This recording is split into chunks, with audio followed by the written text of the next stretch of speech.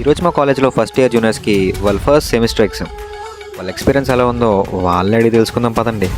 అంతా అస్సాం బ్రో, ఏం బాగాలేదు.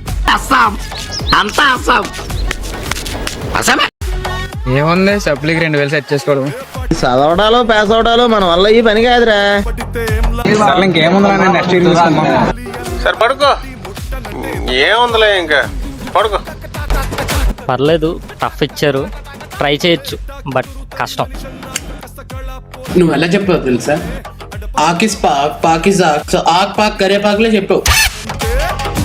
ఈ ఎగ్జామ్ రాయాలంటే మ్యాథ్స్ అయ్యి ఉండాలి, మన వల్ల అవదు.